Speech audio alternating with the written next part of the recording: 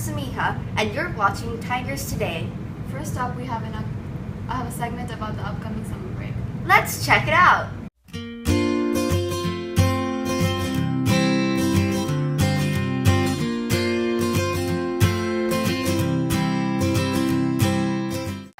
I'm going to Saudi Arabia, America, and Canada. I'm going to fast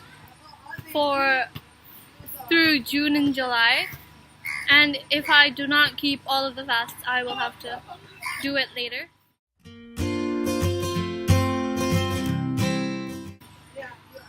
I'm going to feel very excited that I'm back home in my comfortable bed watching Netflix, but Netflix is not available in Bangladesh. I'm going to be tired from all that traveling and jet lag, and I'm going to be sad that summer break is going to be over soon and I have to go back to school. So what are you doing this summer, Samiha? I'm going to Antarctica. Brrr. Cool. Next up, we have a segment on how Facebook affects education.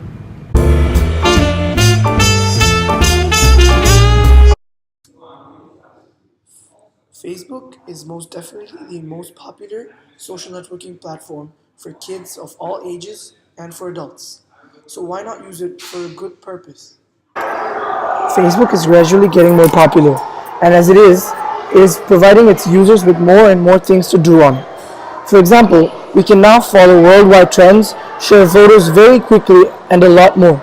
As Facebook is becoming more easier to use, my sources believe that it could be used for various positive purposes, such as education. My research tells me that compared to other social networking platforms, Facebook is much more popular for kids and adults. So it is very certain that if class assignments and tasks are posted on Facebook, the students are bound to be notified, and most probably will complete their work. Facebook now provides their users with open groups, closed groups, questionnaires, polls, and a lot more. These things help teachers and students communicate with each other and learn as well. Mark Lipton, a lecturer, has recently started using Facebook as a learning tool. He said, and I quote, "Yet, despite much controversy, I have taken up Facebook as a digital tool in my large lecture halls." He said that an average 18-year-old spends 7.5 hours with social media each day, and he is now going to put that to a good use. My research tells me that Facebook could be used as an educational tool, but do others in my school feel the same way as well? I think Facebook can be used as an educational tool if the person using it wants to. For example, you can follow ongoing situations which are trending worldwide, and also you can communicate with your friends and etc. I think Facebook is an educational tool because you can communicate with your friends and talk about homework and other educational things. In conclusion, people think that Facebook could be used as an educational tool only if the students and teachers have the right intentions. I'm Farabi. Until next time. Well, now I know Facebook can be used for many different things. Yeah, me too. Asla, did you feel the earthquake a few weeks ago? Yes, it was terrifying. I heard Bangladesh is in a risk of a big one soon. Yes, and guess what? Our next segment is here to tell us more about it. Check it out! Hi, I'm Hamna. Hi, I'm Serene. There have been severe earthquakes around the world recently, and we have heard that Bangladesh is in risk of one as well. Today we are going to interview a teacher about the risks of an earthquake happening in Bangladesh. Hi, Ms. Azir. Can we ask you a few questions about the earthquakes recently happening? Yes. So, recently there have been several earthquakes in the world, especially in Nepal. Do you think there could be a severe earthquake in Bangladesh? Yes. Why is that? Because we're on a zone. We're in the earthquake zone, and so we should have one any time now. How do you think it would affect Bangladesh? Very, very badly. In what ways? From what I've heard and what I understand, we don't have great infrastructure here. I was in an earthquake in an area, and there was no siren to announce the earthquake. There was no siren to announce it was over. Nobody left the building. Most of the people stayed in the building. One man told us to go to the roof instead of evacuating. I think there's going to be big problems. So, what can we do to prepare for any severe earthquakes that will come? I think as far as the school goes, we just can start with really basic information, like we did a drill today. Does your family know what they should do at home? Does your staff know what they should do at home? Is there water supplies at your house? Do you know where you're going to go if there's an earthquake at your house? Do you know where you're going to rendezvous after the earthquake? So I don't think we've started within our own community. Start within our own community and go from there. So how do you think we should start it? Telling your maid, telling your family, telling your driver, making sure everybody here at the school knows, making sure that we have water, backup water at the school. Do we have food supplies in case we're stuck here for a couple days? Is there a place for you to go if we're stuck here for a couple places? We need to start within the school and go out. Okay, thank you very We much. hope you have learned more about the recent earthquakes. And that you take proper precautions. Goodbye. And stay tuned. Oh, that was informative. Yeah, now I'm scared. I think I might have to take a break and fly off somewhere. Well, why don't we do it now? Now? Yeah, until then, our guest anchors Lance and Justin will take over. Hi, I'm Lance. And I'm Justin. We are your guest anchors for today. We are glad to be here. First up, we will be sharing with you a segment about the upcoming talent show. Do you have a talent that you want to show middle school? Well, then join the talent show. Show your talent on June 7th. You could do musical performances, skits, you name it.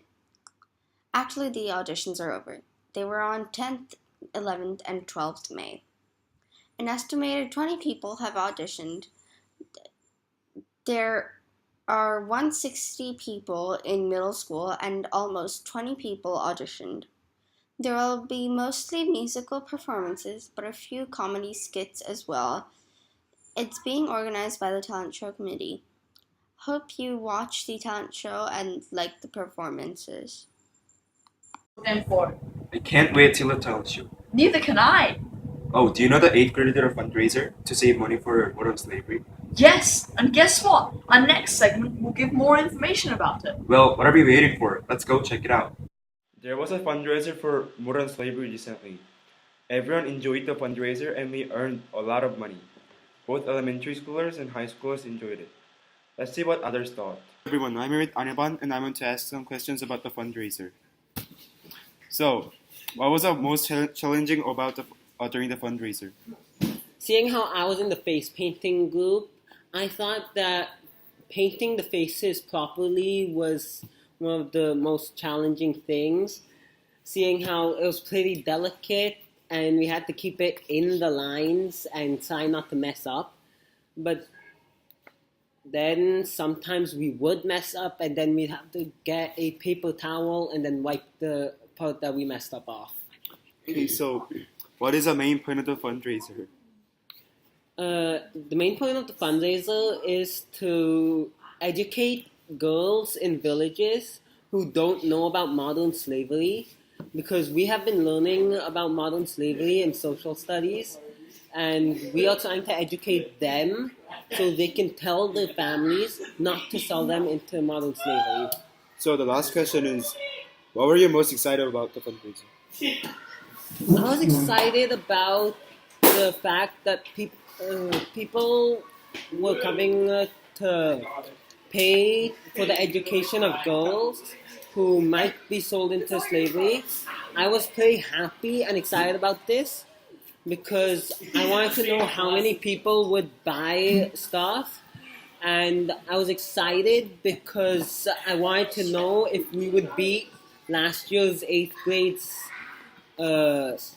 amount that they raised. Okay, thank you for interviewing us. Thank you.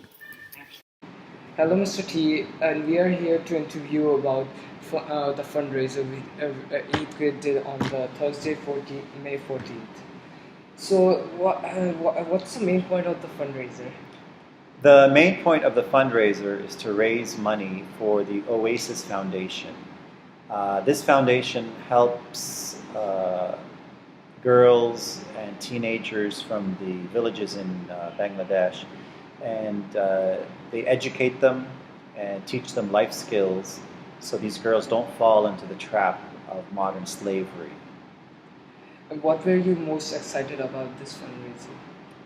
What I was most excited about is the attitude of the students. They were so into it, and they were so motivated, to beat last year's amount.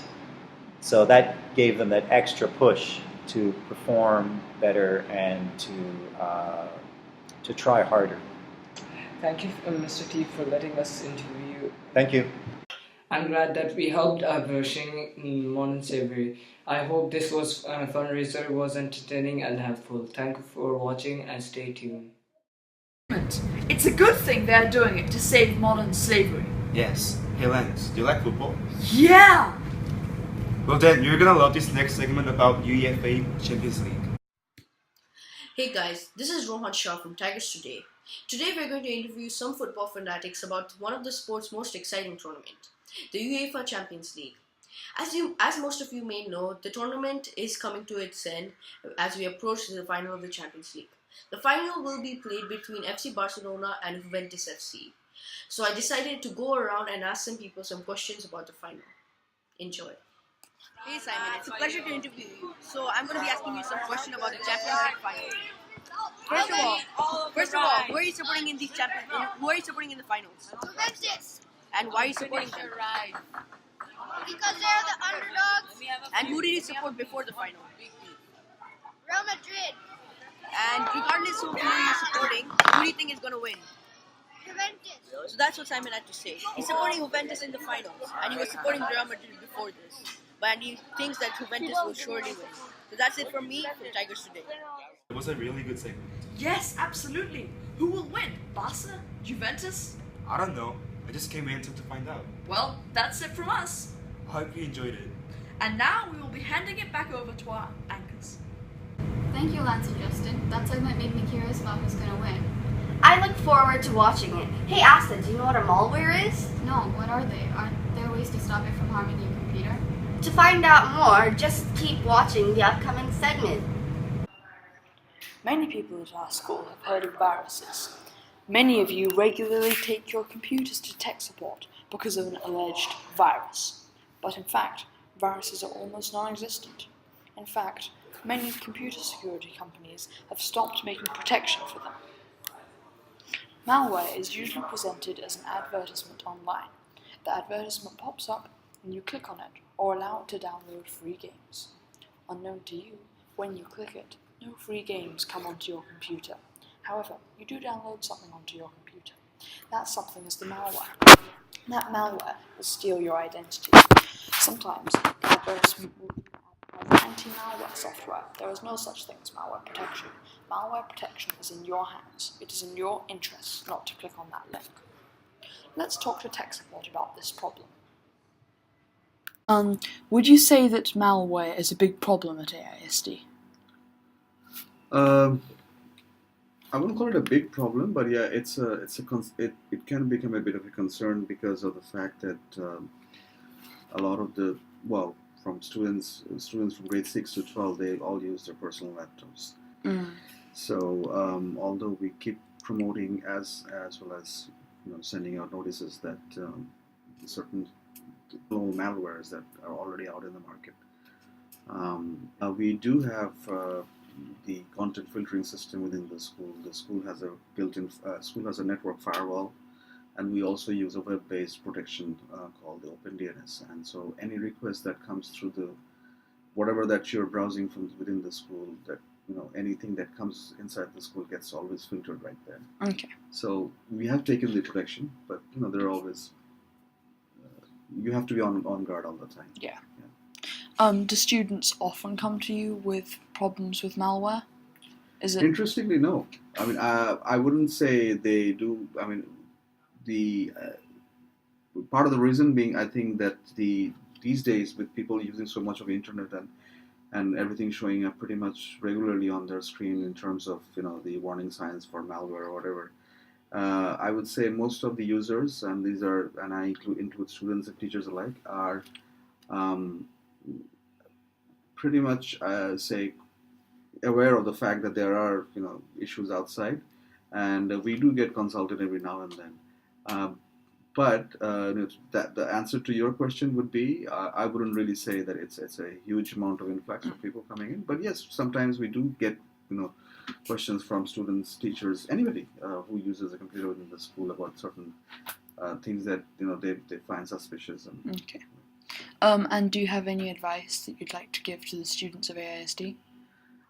Well, first thing first, these messages, the malwares, they're pretty aggressive. I mean, they like I said, that they appear to be very innocent, and in fact, some will even promote them to be like helping out, as if like cleaning your computer. And all. One malware, or at least presumed malware that I can think about is the Mac Keeper. I don't know if you guys come across that. Yeah. It's always there. Clean up your Mac in 2 minutes or whatever, and it's free. I would always be careful about those because as much as one would like to jump on a free advice or a free tool, a lot of instances we have seen in the past, and I've heard from people who manage the same kind of network that although they seem to be free, but they probably will download the right software for you, but at the same time it will also bring in some plugins along with you, and that will make your machines that will disrupt the normal process of the machines. So my first advice to you is that if you see it's free, always double check with tech support before you download something. Okay. And in any case, whenever you go to any site and all that, any message that comes and says that download this, do not jump on it right away. Yeah. Do a little bit of research, and it's all available on the net. Just do a Google and see what people are saying about those things. Okay.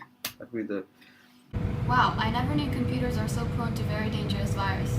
Yeah, now I'm afraid to play my favorite Flash games online. Hey Samiha, I've heard the school is having an executive student election. Yes, they are. In fact, that's what our next segment is about. When we select a number of responsible students to represent and lead us through the school year.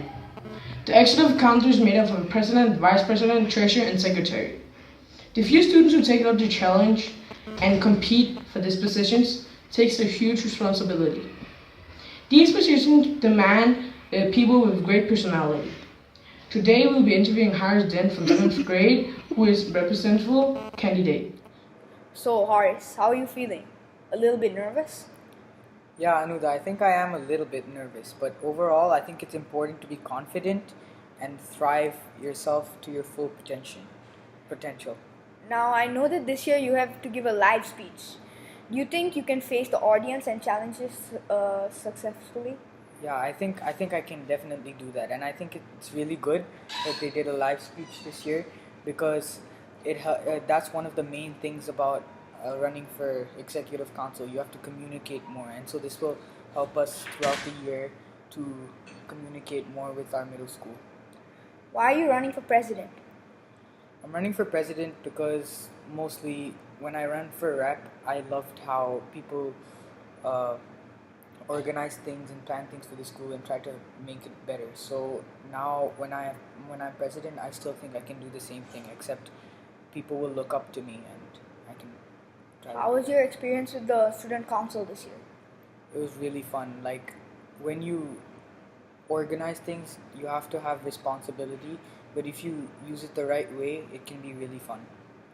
Would you encourage students to run for positions on the executive council? Yeah, I would encourage anybody and everybody. In my opinion, I love work because without work, I don't know what to do. So if you go for student council, it's another commitment you have to make, and I think everybody should. Thank you, Harris, and we wish you luck with your election.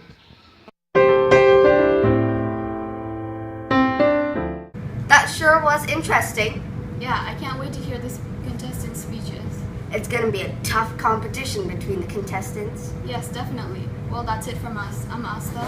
And I'm Samiha. Stay tuned for more from Tigers Today.